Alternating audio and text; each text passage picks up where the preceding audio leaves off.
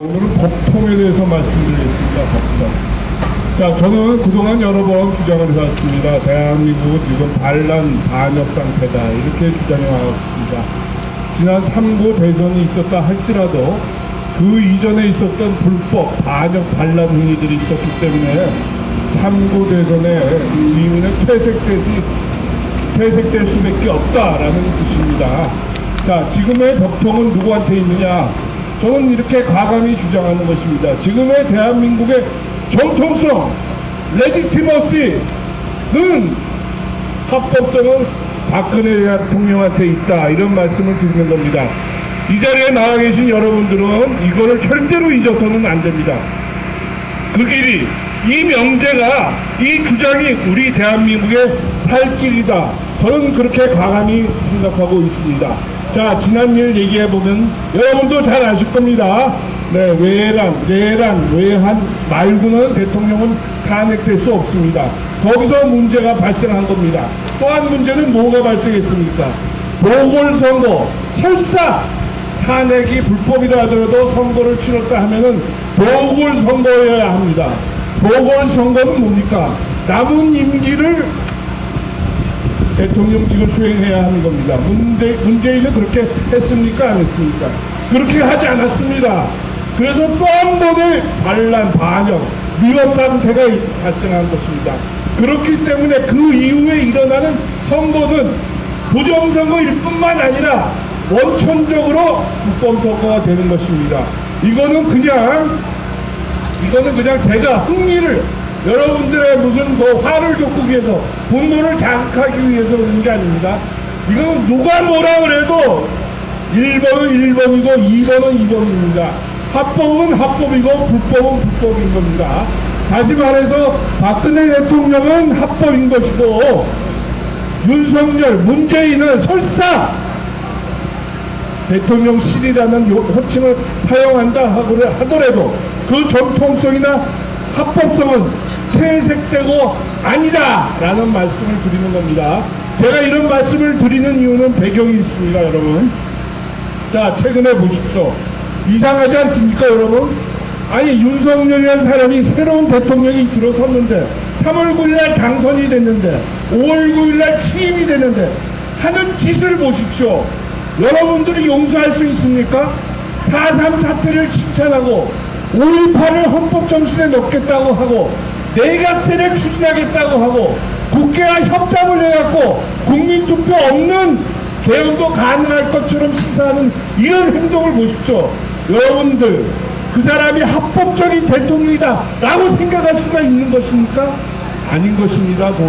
도저히 그 사람한테 정통성이나 합법성을 찾을 수가 없는 것입니다. 이런 상태에서 이 사람만 그렇다면 그래도 그렇다 치더라도 그 사람의 반대 세력, 문재인 세력, 좌빨 세력, 공산주의 세력은 어떤 행동을 취하고 있습니까?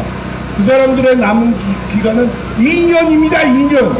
앞으로 2년 동안, 아닙니다. 더 짧게 얘기하면 1년 남았습니다. 1년. 1년 동안 이 나라의 체제 변환을 하느냐 못하느냐, 여기에 모든 정렬, 승부를 걸 것입니다. 그런데 이 사람이, 윤이라는 이 사람이 이걸 막아낼 수 있는 능력과 신념과 의지가 있는 것입니까, 여러분?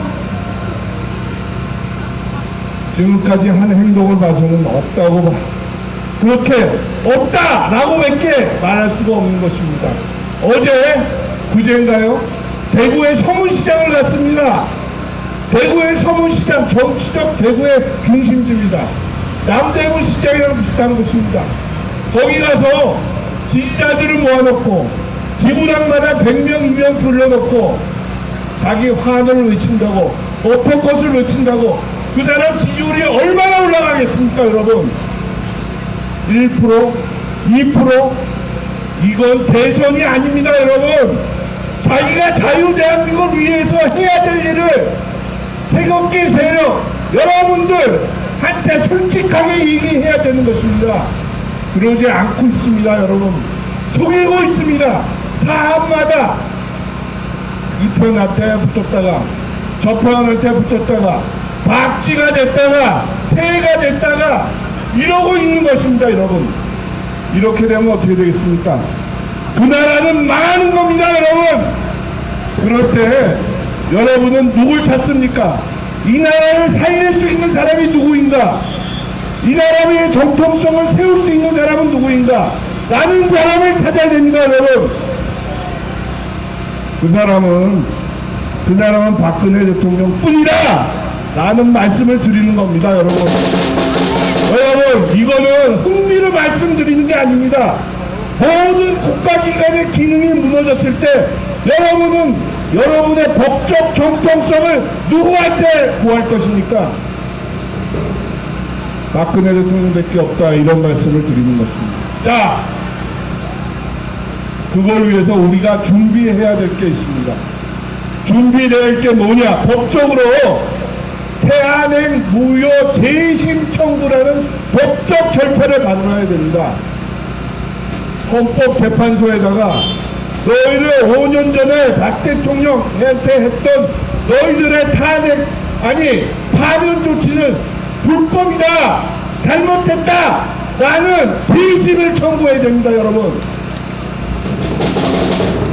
재심 청구할 자료와 증거는 차고 넘칩니다.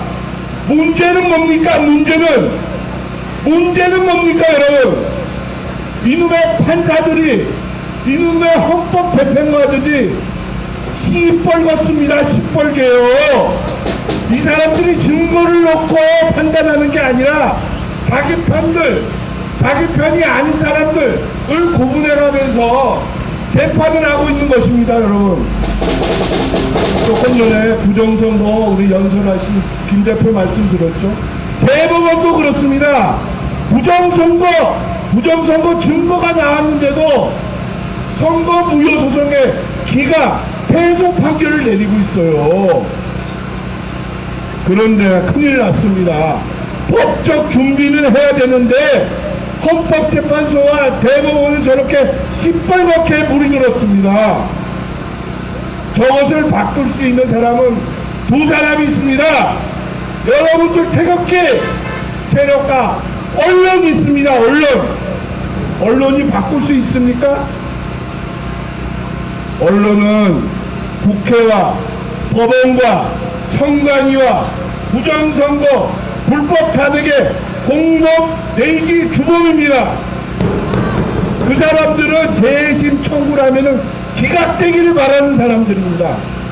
자, 그러면 딱 한 사람 남았습니다. 재심 청구가 됐을 때 그 재심 청구가 인용이 되도록 밝힐 수 있는 사람은 여러분들 뿐입니다. 태극기 세력뿐입니다. 그런데 너무 수가 적습니다. 이게 한국 전국의 현 정국의 갈등과 모순입니다. 옳은데, 우리의 생각이 옳은데, 정의로운데 우리의 목소리가 소수인 겁니다. 어떻게 해야 되겠습니까, 여러분? 큰일 났습니다.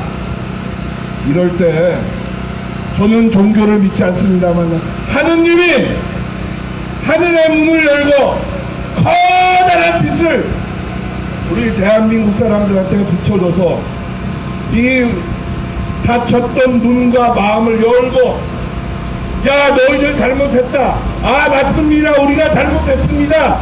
라는 자각과 각성이 이루어지는 그런 사태, 그런 사건, 그런 날이 올 수밖에 없습니다. 그런 날을 앞당기기 위해서 여러분들, 여기 모이신 우리 태극기 세력이 노력하는 수밖에 없습니다. 이런 말씀을 드리면서 그래도 재심 청구, 탄핵 무효 재심 청구 해야 된다 라는 말씀을 드립니다. 맞습니까? 여러분, 그날이 옵니다. 와야 한다고 생각합니다. 감사합니다.